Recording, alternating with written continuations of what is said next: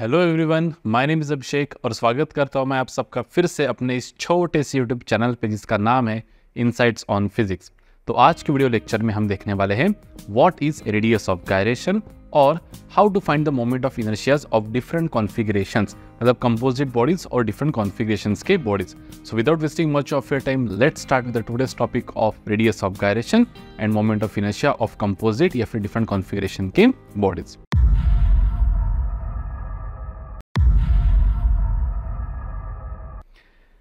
सबसे पहले हेडिंग दे दीजिए यहां पे radius of gyration. Radius of gyration जिसको अपन जनरली डिनोट करेंगे बेटा लेटर के से। किससे डिनोट करेंगे? जनरली लेटर के से। ठीक है, अब देखिए रेडियस ऑफ गायरेशन, इसका डेफिनेशन लिखने से पहले हम एक एग्जांपल लेते हैं और फिर रेडियस ऑफ गायरेशन को समझने की कोशिश करते हैं। कि जैसे मान लो अगर मैं आपको कोई एक रिंग बोलूं, क्या बोलूं? एक रिंग। ये रिंग का मास m है, ये थोड़ा लगना चाहिए इसलिए मैं थोड़ा ऐसा बना देता हूं। ये रिंग है या फिर एक डिस्क मान लेते, इसको क्या मान लेते बेटा? डिस्क। ये डिस्क है, यूनिफॉर्म डिस्क है। कैसे डिस्क है? Uniform disc. और इस यूनिफॉर्म डिस्क का जो मास है वो कितना है बेटा? m है। और रेडियस कितना है? रेडियस है r। तो आप सभी लोगों को पता है कि the moment of inertia of this disc about an axis passing through centre of mass and perpendicular to the plane of disc. क्या है बेटा मोमेंट ऑफ इनर्शिया इसका? I इज इक्वल्स टू, लिख देंगे अपन यहाँ पे mr²/2। यहाँ तक सीन क्लियर है? अब मैं अगर बात करूं कि इसी एक्सिस ऑफ रोटेशन से जो ये रिंग है, रिंग इसका मास m है। अगर मैं इस पूरे रिंग को ऐसा एकदम कचुम्बर बना, ये रिंग नहीं सॉरी डिस्क है ना, ये पूरे डिस्क को अगर मैं कचुम्बर बना दूं, एक पॉइंट मास की तरह ट्रीट करूं, तो वो मास मैंने यहां से कितनी डिस्टेंस पे रखना चाहिए ताकि मुझे इतना ही मोमेंट ऑफ इनर्शिया मिले जितना कि इस डिस्क से मिल रहा है। मैं वापस रिपीट करता हूं कि where should I keep up mass, मतलब अगर ये डिस्क का मास m है तो ये पूरा मास अगर मैंने एकदम कॉन्सेंट्रेट कर दिया एक सिंगल पॉइंट पे कि मैंने क्या किया, ये पूरे डिस्क को ऐसा जमा किया, उसको पूरा कॉम्प्रेस किया, कचक पुचक करके पूरा कॉम्प्रेस करके उसका क्या बना दिया? एक पॉइंट बना दिया। और अब ये जो पॉइंट, इसका मास कितना होगा? जितना ये डिस्क का मास होगा m, बराबर। अब इस पॉइंट मास को मैं कहाँ रखूँ? इस एक्सिस ऑफ रोटेशन से कितना दूर रखो ताकि मुझे उतना ही मोमेंट ऑफ इनर्शिया मिले जितना कि इस डिस्क का मिल रहा है जब ये डिस्ट्रीब्यूटेड मास था। So that perpendicular distance from the axis of rotation is called as radius of gyration. तो ऐसा मान लेते हैं कि हम यहाँ से इस एक्सिस से कुछ डिस्टेंस k पे परपेंडिकुलर डिस्टेंस k पे, इस एक्सिस ऑफ रोटेशन से कुछ परपेंडिकुलर डिस्टेंस k पे हम उस पूरे मास को यहाँ पे रख देंगे ताकि हमको उतना ही मोमेंट ऑफ इनर्शिया मिले जितना का पहले मिल रहा था। अब यहाँ पे रखने की वजह से हमें कितना मोमेंट ऑफ इनर्शिया मिला? देखिए हमें मोमेंट ऑफ इनर्शिया मिल रहा है बेटा mk², है ना। m r कितना है मेरा? k। अब अगर मैं इन दोनों को इक्वेट कर दूं, इन दोनों को मैं क्या कर दूं? अगर इक्वेट कर दूं तो मुझे क्या मिलेगा? देखो दोनों मोमेंट ऑफ इनर्शिया सेम ही है। तो क्या मुझे मिलेगा यहाँ से? मुझे मिलेगा बेटा कि mr²/2 is nothing but equals to mk²। तो k² क्या मिल रहा है मुझे मिल रहा है r²/2। मतलब ही मुझे k की वैल्यू यहाँ से क्या मिलेंगे बेटा? k is r/√2। मतलब क्या बेटा कि अगर मैंने यहाँ से मतलब मान लो अगर ये डिस्क का रेडियस मान लेते अपन कि 2 मीटर होता, तो रेडियस ऑफ गायरेशन कितना हो रहा है बेटा इस डिस्क का? r/√2, मतलब 2/√2 मतलब √2। तो अगर मैं यहाँ से √2 मीटर पे, मतलब कितना बेटा? 1.414 मीटर पे पूरा मास m, जितना मास ये डिस्क का है उतना पूरा मास अगर मैं यहाँ पे रख दूँ तो उतना ही मोमेंट ऑफ इनर्शिया मुझे मिल रहा है जितने की इस डिस्क का मिल रहा है। तो basic formula of radius of gyration यहाँ से हमको क्या मिलता है बेटा कि k is nothing but under root of moment of inertia upon mass. Moment of inertia about any axis, about moment of inertia, है ना, radius of gyration about any axis is nothing but moment of inertia of the body about that axis divide by its mass. सीधा पास। अगर मैं definition लिखना चाहूँ तो मैं ऐसे लिखूंगा कि रेडियस ऑफ गायरेशन है क्या बेटा? It is a perpendicular distance है ये। क्या है बेटा? एक प्रकार का परपेंडिकुलर डिस्टेंस। कहा किसका परपेंडिकुलर डिस्टेंस बेटा? Of a point. It is a perpendicular distance of a point from the axis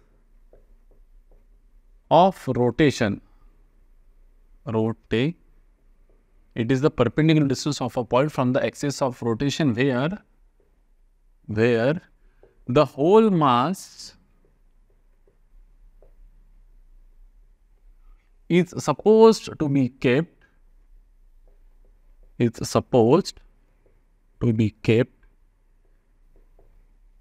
will give the same moment of inertia as that of the body, about the given axis, मतलब जो moment of inertia इस axis के along इस body का मिल रहा है, वही moment of inertia उसी एक्सिस के अलोंग कितने डिस्टेंस पे मैं रखूंगा तो मुझे मिलेगा, ये जो पूरा मास है कितने डिस्टेंस पे रखूंगा तो उतना ही मोमेंट ऑफ इनर्शिया मुझे मिलेगा, वो है मेरा रेडियस ऑफ गायरेशन। और एक एग्जांपल लेने की कोशिश करता हूँ आपको समझने के लिए, रिंग का एग्जांपल ले लेते हैं अपन। किसका रिंग? वैसे तो मान लो अगर ये मेरा रिंग है, ये डिस्क था भी, तो डिस्क को थोड़ा सा ऐसा बना देते ताकि थोड़ा आपको फील आ जाए डिस्क। ये रिंग है, तो रिंग के सेंटर से जाने वाला एक्सिस है ये रिंग का मास है बेटा m और रेडियस कितना है बेटा r। So what is moment of inertia of ring about an axis passing through centre of mass and perpendicular to the plane, it is equals to mr square. तो इसका radius of gyration का formula क्या हो जाएगा? Under root of i by m। i कितना है देखो mr square, और m कितना है बेटा m से m कैंसिल, तो k का वैल्यू कितना हो जाएगा बेटा r। मतलब क्या कि अगर मैंने इस पूरे रिंग को, अब देखो यहाँ से बहुत खूबसूरतली आपको समझेगा, खूबसूरतली ठीक है, यहाँ से अगर मैंने जितना ये रिंग का रेडियस है उतने ही k is equal to r पे अगर मैंने पूरा रिंग का मास कॉन्सेंट्रेट करके यहाँ पे रख दिया तो मुझे उतना ही मोमेंट ऑफ इनर्शिया मिलेगा जितना कि इस रिंग का मिल रहा था about an axis passing through centre of मास। और ये सत्य भी है, देखो ना, मान लो कि ये कोई एक्सिस है और यहाँ पे dm करके पूरे अपने मासेस रख दें जिससे एक रिंग बन गई। अब इन पूरे मासेस को ऐसा जमा करके यहाँ पे कर दो तो डिस्ट्रीब्यूशन तो वही रहा बेटा, m1 r square, m2 r square, m3 r square, m4 r square, तो पूरा m1 m2 m3 m4 सबका इंटू r स्क्वायर करो तो mr स्क्वायर वही मिल जाएगा आपको, है ना। तो रेडियस ऑफ गायरेशन मतलब क्या है बेसिकली कि it is the perpendicular distance of a point where the whole mass of the body is supposed to be concentrated so that you will get the same moment of inertia as that of the earlier body। किसी एक body का पूरा मास इकट्ठा करके मैंने ऐसे कौन से परपेंडिकुलर डिस्टेंस पे रखना चाहिए ताकि मुझे वही मोमेंट ऑफ इनर्शिया मिले जो बॉडी का पहले मिल रहा था।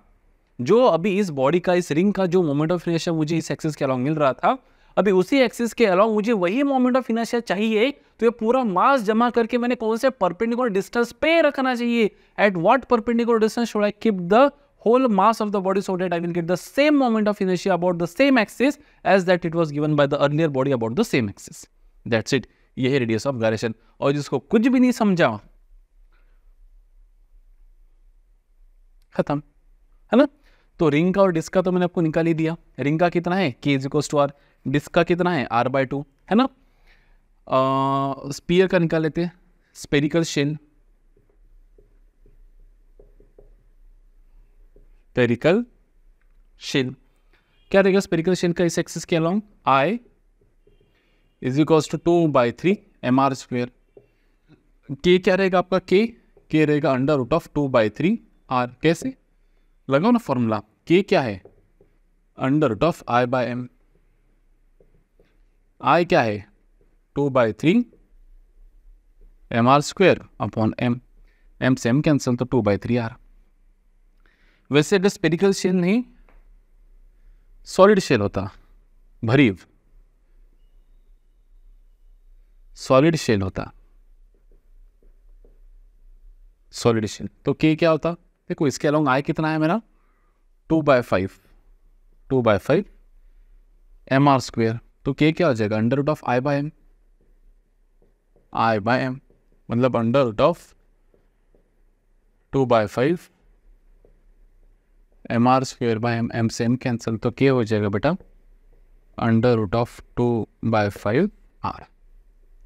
This is for shell, this is for solid sphere, this is for hollow sphere मतलब spherical shell, this is for ring. ये ध्यान में रखना है आपको, ring. And this is for disk. Disk, ring, spherical shell, solid shell. Solid shell कुछ भी sir कुछ भी मत लिखो. सॉलिड स्पीयर, शेल कैसा सॉलिड रहेगा, सॉलिड स्पीयर. तो इस तरह से आप निकाल सकते हैं. ठीक है. रॉड का अगर आपको पूछे, है ना, रॉड का कि भाई साहब ये रॉड है आपका, है ना, रॉड, ये rod of mass m, length l, तो what is the moment of inertia about this axis? It is ml²/12. तो मैंने ऐसा ये पूरा रॉड को कचुम्बर करके कौन से डिस्टेंस पे रखूँ, यहाँ से कितने परपेंडिकुलर डिस्टेंस पे रखूँ ताकि मुझे यही मोमेंट ऑफ इनर्शिया मिले, है ना. तो क्या लिखेंगे अपने यहाँ पे, k under root of I by m. I क्या है मेरा, ml²/12.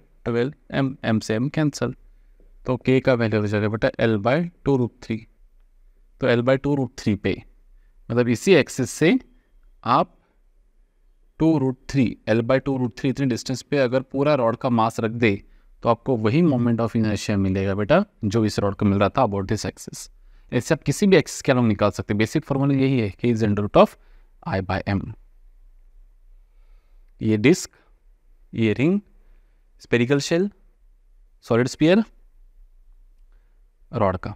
अब आप किसी का भी निकाल सकते हैं. फॉर्मूला ये है, जनरल फॉर्मूला. तो रेडियस ऑफ गायरेशन का फिजिकल सिग्निफिकेंस क्या है कि ये आइडिया देता है, it gives the idea about distribution of mass about the axis of rotation. अगर रेडियस ऑफ गायरेशन की वैल्यू काफ़ी ज़्यादा है, मतलब mass is distributed away from the axis of rotation. और अगर रेडियस ऑफ गायरेशन की वैल्यू कम है तो mass is distributed close to the axis of rotation. बस दैट्स इट. तो फिजिकल सिग्निफिकेंस एक ही रेडियस ऑफ गायरेशन का कि जितना ज़्यादा value of radius of gyration रहेगा उतना ये है कि मास is distributed away from the axis of rotation. और जितना क्लोज डिस्ट्रीब्यूशन रहेगा मास का तो रेडियस ऑफ गायरेशन की वैल्यू उतनी कम रहेंगी. That's it. क्लियर है. चलिए कुछ एग्जाम्पल्स अभी ले लेते हैं अपन to calculate moment of inertia of some composite figures, and we will also try to find out obviously radius of gyrations. चलो बेसिक न्यूमेरिकल स्टार्ट करते हैं बढ़िया से. देखो कि जैसे मान लो कि आपको दो होमोजेनियस रॉड दिए हैं यहाँ पे ऐसे इस तरह से एल शेप में.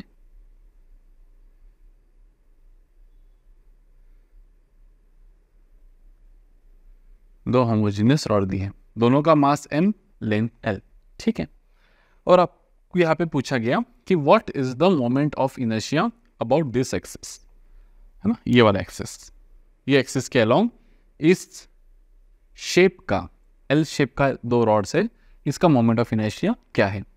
तो देखिए पहले तो ये रॉड को नाम दे देंगे अपन 1, ये रॉड को नाम दे देंगे अपन 2. अगर आप गौर से देखिए तो ये जो एक्सिस है this is passing through one end of this rod. तो ये एक्सिस के अलोंग इस रॉड का मोमेंट ऑफ इनर्शिया बनेगा बेटा ml²/3. और ये जो एक्सिस है ये इस रॉड का भी वन एंड से पास हो रहा है तो उसका भी बनेगा बेटा कितना, ml²/3. तो total moment of inertia I is nothing but I1. Total moment of inertia I is nothing but moment of inertia of the first figure about that axis plus moment of inertia of the second figure about that axis. So total moment of inertia in this case will be 2ml²/3. That's it. Clear है सिनियात. Next यहाँ पे अपन एक दो spheres ले लेते, एक spherical shell ले लेते और एक थोड़ा जॉइंट चाहिए था. ये आप समझ लीजिए कि जॉइंट है करके, और ये एक्सिस ऑफ रोटेशन हो गया. जॉइंट कर ही देता हूँ नहीं तो आप बोलेंगे सर ऐसा कैसा हो गया. ठीक है. तो ये स्पेरिकल शेल है बेटा. This is shell. शेल में 2 ही एल होते, 3 में एल नहीं होते. इसका मास m है और रेडियस r है. और ये सॉलिड स्पीयर है जिसका मास 2m है और रेडियस r/2. मास इससे डबल, सॉलिड है ना क्योंकि, और रेडियस आधा है. तो हमें निकालना है इस सिस्टम का moment of inertia about this axis of rotation. अब अगर आप गौर से देखिए यहाँ पे तो ये जो एक्सिस है ये स्पेरिकल शेल को टेंजेंशियल है. तो ये अभी जैसे मैं यहाँ पे बोलता हूँ कि सबसे पहले यहाँ पे moment of inertia I is nothing but moment of inertia of this shell about this axis plus moment of inertia of this sphere about this axis. तो अगर मैं शेल की बात करूँ, शेल की, तो शेल का अबाउट दिस एक्सिस कितना होता है बेटा, 2/5 mr²। सॉरी शेल है ना, तो 2/3 mr²। लेकिन हमको इस एक्सिस क्या चाहिए, तो पैरेलल एक्सिस थ्योरम तो हमने पहले निकाल के रखा है। तो ये एक्सिस क्या क्या रहेगा हमारा, 2/3 mr² प्लस mh²। और h की वैल्यू क्या है हमारी, h की वैल्यू है r। तो 2/3 mr² प्लस mr², तो I हो जाएगा हमारा 5/3 mr²। ठीक है, तो I1 हमको मिल गया बेटा, यहाँ पे क्या मिल गया, I1 हमको 5/3 mr², 5/3 mr² प्लस इस कंडक्ट, ये सॉलिड शेल का, सॉलिड स्पीयर का अबाउट दिस एक्सिस। तो सॉलिड स्पीयर का अबाउट दिस एक्सिस होता है आपका कितना बोलो, 2/5 mr² सॉलिड का। तो इसके अलावा कितना हो जाएगा, 2/5 mr² plus h is equal to r। तो mr², तो ये जगह 7/5 mr², क्या हो जाएगा वो 7/5 mr²। तो सीधा सीधा लिख देते हैं यहाँ पे कि I2 की वैल्यू रहेंगी हमारी 7/5 mr²।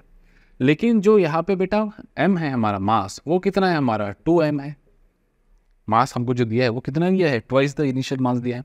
और रेडियस कितना है बेटा, r/2, तो ये जाएगा बेटा r²/4। तो एक्चुअली इसका मोमेंट ऑफ इनर्शिया हो जाएगा बेटा, ये समझ गया ना आपको, कि हमको इस, we don't want the moment of inertia of this solid sphere about an axis passing through center of mass. We want the moment of inertia of this solid sphere about an axis passing through one tangential. तो parallel axis theorem से अब आपको जैसे बहुत लोगों को directly पता भी होगा कि 7/5 mr² होता है करके, तो इतना करने की जरूरत भी नहीं है, डायरेक्ट भी आप लिख सकते हो, है ना। तो ये हो जाएगा बेटा 7/5, तो कुछ हो रहा है, ये 2 1 जार 2 2 जार, तो ये हो जाएगा 7/10 mr²। तो यहाँ पे लिखेंगे अपन क्या बेटा, 7/10 mr²। तो ये कितना हो जाएगा 50 + 21, 50 + 21 71/30, 10 is 30 mr²। 71/30 mr² is the moment of inertia. खत्म, है ना। चलिए अब निकालते अपन और किसका निकालते, चलो एक बढ़िया से उदाहरण देता हूँ आपको, ठीक है। अभी हमको चाहिए इस फिगर का मोमेंट ऑफ इनर्शिया। ये एक स्पेरिकल सॉलिड स्फीयर है, ये सॉलिड स्फीयर, और यहाँ से हमने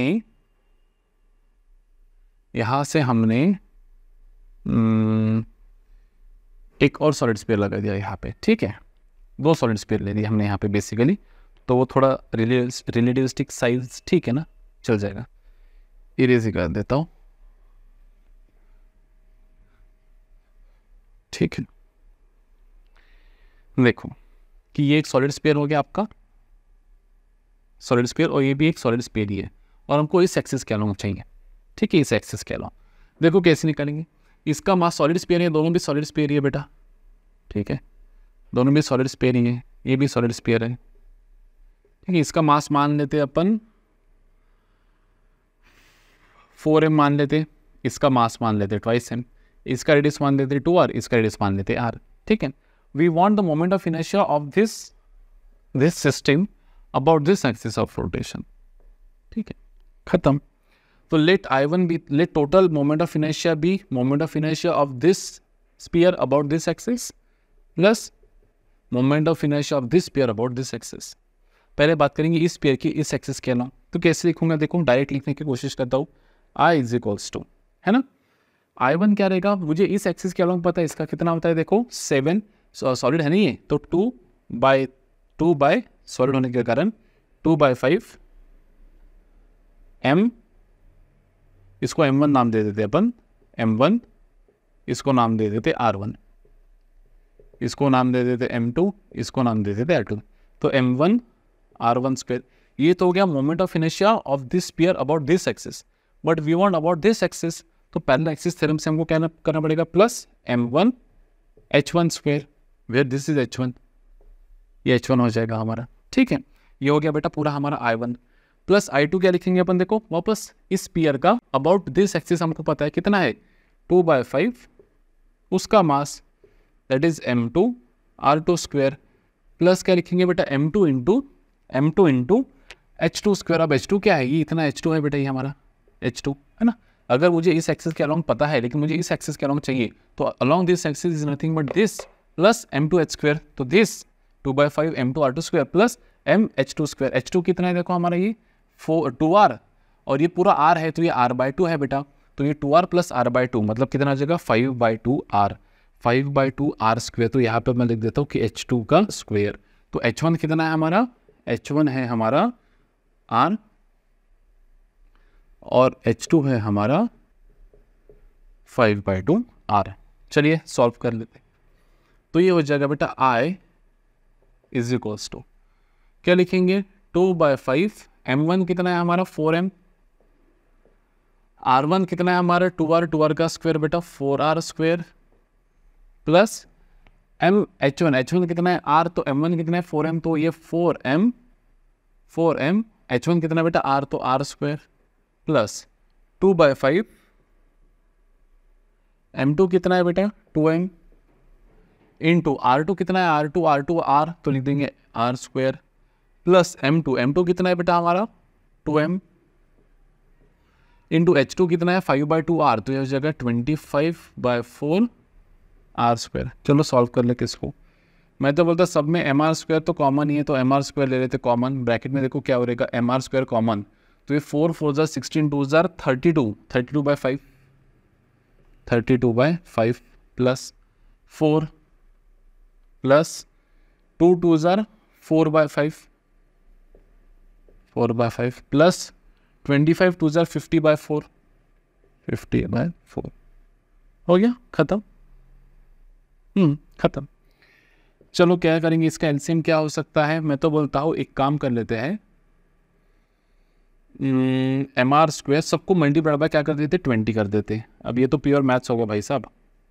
अगर मैं इसको मल्टीप्लाई बाय 20 करूँ तो 20 मतलब 5 1 जार 5 4 जार 20, तो 4 इंटू 32 कितना हो जाएगा 128, प्लस इसको मल्टीप्लाई बाय 20 करो तो 80, इसको मल्टीप्लाई बाय 20 अगर मैं करूँ तो 5 1 जार 5 4 जार तो ये 16, इसको मल्टीप्लाई बाय 20 करो तो 250। बराबर है। देखो कितना हो रहा है ये अभी 250। एक काम कर लेते 25 और 10 26 26 और 8 34 34 और 12 46 46 46 47.4, तो 474 mr स्क्वायर। देखो मेरा अगर एडिशन गलत हो गया तो तभी ये गलत होगा, नहीं तो बराबर है, फिर यही बराबर है 474 mr square kg metre square is the moment of inertia of that system about the given axis of rotation, about that axis of rotation. ठीक है, चलिए और थोड़ा एक लेवल बढ़ाने की कोशिश करते हैं अपन यहाँ पे। देखें, जैसे आपको पता है कि अगर ये रॉड कुछ इस तरह से होगा आड़ा, और अगर ये मेरा एक्सिस ऑफ रोटेशन है जिसका एंगल थीटा है इसके साथ, तो क्या रहेगा इसका आंसर? इसका आंसर रहेगा बेटा ml स्क्वेयर बाय 12, क्योंकि सेंटर से जा रहा है, और साइन स्क्वेयर थीटा, ये हमने निकाला था पिछले वीडियो में। ठीक है, अब इससे इसी को पकड़ के एक बड़ी न्यूमेरिकल फ्रेम कर दे। देखो कि मान लो ऐसे 4 रॉड्स हैं। कितने रॉड्स हैं? 4 रॉड्स।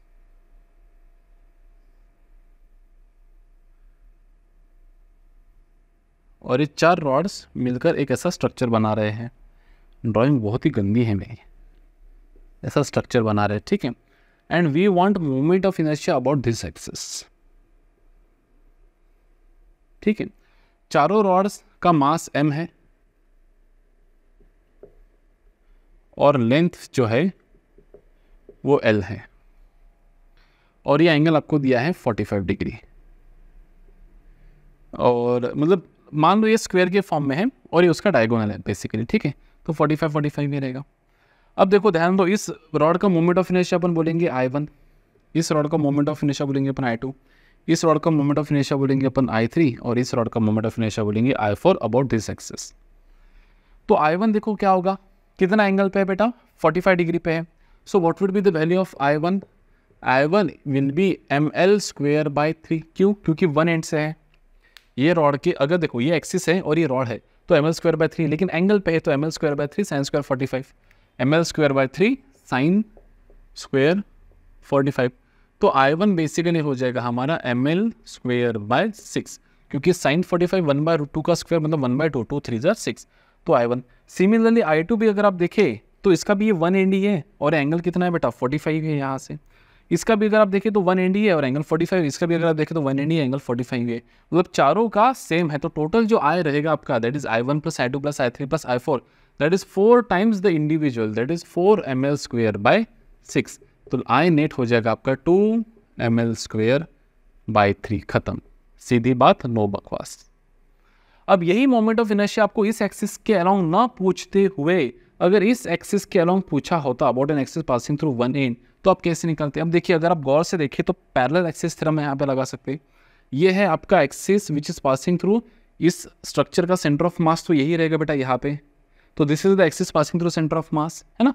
पैरेलल एक्सिस थ्योरम तभी एप्लीकेबल होता है बेटा जब आपको उस बॉडी के सेंटर ऑफ मास में से जाने वाले एक्सिस के अलोंग मोमेंट ऑफ इनर्शिया पता हो, उस बॉडी के सेंटर ऑफ मास में से जाने वाले एक्सिस के अलोंग मोमेंट ऑफ इनर्शिया पता हो, तभी एप्लीकेबल है।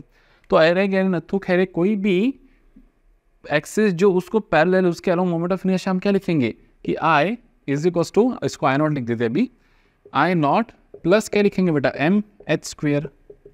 तो I0 क्या है हमारा 2 ml²/3 प्लस m कितना होगा देखो 4m, क्योंकि चारों रॉड से ना, चारों रॉड से 4m इंटू h क्या है बेटा, ये है हमारा h, perpendicular distance of the axis from the axis that you want.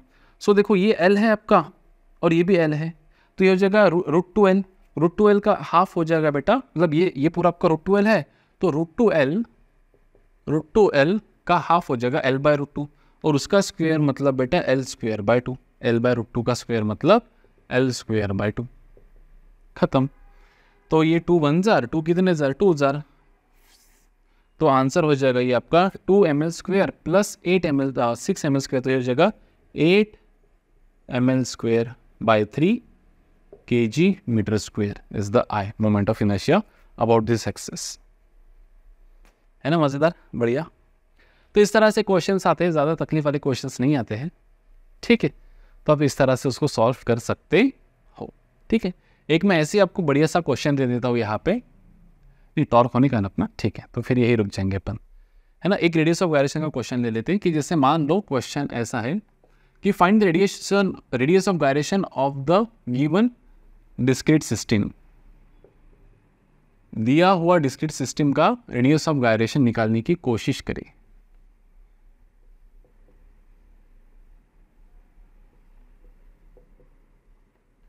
ये मान लेते 1 मीटर पे, ये मान लेते 2 मीटर पे, ये मान लेते 1 मीटर पे, ये मान लेते 2 मीटर पे। तो ये एक सिस्टम है, इसका आपको निकालना है रेडियस ऑफ गायरेशन। तो पहले तो रेडियस ऑफ गायरेशन निकालने के लिए सबसे पहले मोमेंट ऑफ इनर्शिया पता होना चाहिए, क्योंकि रेडियस ऑफ गायरेशन का फॉर्मूला क्या है, k इज √I/m। तो I क्या हो जाएगा देखिए, I इज इक्वल्स टू 4 है तो लिखेंगे m1 r1² plus m2 r2² plus m3 r3² plus m4 r4²। तो I हो जाएगा बेटा m1 कितना है हमारा देखो 2 kg, r1² को लिखेंगे बेटा 1 का स्क्वायर, प्लस ये कितना है 4 kg इंटू क्या 2 का स्क्वायर। m3 कितना है हमारा, ये m3 ले लेते हैं, इसको लिखेंगे m1, इसको लिखेंगे m2, इसको लिखेंगे भाई m3, इसको ले लेते हैं m3, छोड़ो इसको m3 ले लेते हैं और इसको ले लेते हैं m4। तो कितना है m3 हमारा देखो 6 kg, डिस्टेंस कितना है 1 तो उसका स्क्वायर, प्लस m4 कितना है बेटा आपका 8 kg इंटू डिस्टेंस कितना 2 का स्क्वायर, बराबर है। चलो सॉल्व कर लेते हैं। I इज इक्वल टू ज़्यादा लंबा नहीं करेंगे, 1 का स्क्वायर 1 इंटू 2 2 प्लस 2 का स्क्वायर 4 इंटू 4 16 प्लस 1 का स्क्वायर 1 इंटू 6 कितना 6 प्लस 2 का स्क्वायर 4 इंटू 8 कितना हो जाएगा बेटा 32। तो 32 प्लस 6 38, 38 प्लस 2 40, 40 और 60 56, आंसर आ जाएगा इसका 56 kg/m²। अभी हमको निकालना है रेडियस ऑफ गायरेशन, तो क्या हो जाएगा बेटा k इज √I, कितना है I 56/m, mass of system कितना है 2 और 4 6, 6 और 6 12, 12 और 8 20 डिवाइड बाय 20 I/m। तो कितना हो जाएगा बेटा, ये देखो ये हो जाएगा 2.8 2 1 जार 228 जार और डिवाइड बाई 10 2.8 मतलब ठीक है 2.8 मीटर √2.8। इसका अर्थ क्या है बेटा कि अगर मैं ये सभी मासेस को जमा कर दूं और उसी एक्सिस ऑफ रोटेशन से, यही एक्सिस ऑफ रोटेशन से √2.8 की वैल्यू लगभग क्या आएंगी, √2 की वैल्यू होती है 1.414 है ना, √2 होता है आपका 1.414 और √3 का वैल्यू कितना होता है आपका, √3 का वैल्यू 1.732। तो 2.8 को अपन लगभग मान लेते हैं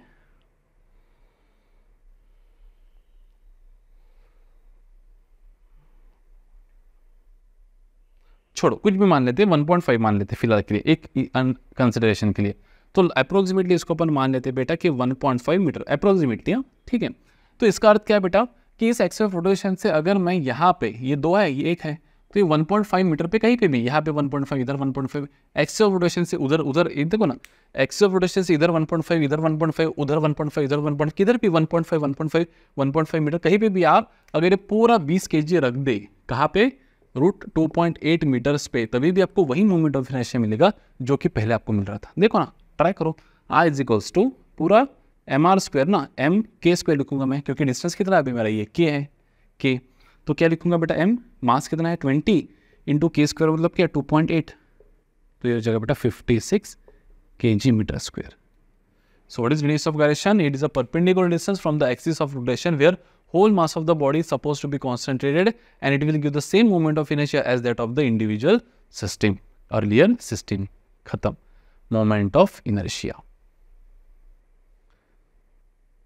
कोई बुक में पता है इसको कोई बुक में पता है रेडियस ऑफ गायरेशन का क्या फॉर्मूला लिखा है डिस्क्रीट सिस्टम में। देखो अब जो ये आई है, जो आपका ये आई मिल रहा है, वही आई इस के पे रखने के बाद मिलना चाहिए पूरा m, बराबर है। तो क्या मैं इसी को लिख सकता हूँ बेटा यहाँ से कि this I is nothing but पूरा मास m1 m2 m3 m4 है ना, मतलब m1 + m2 + m3 इंटू क्या लिख देंगे बेटा यहाँ पे k²।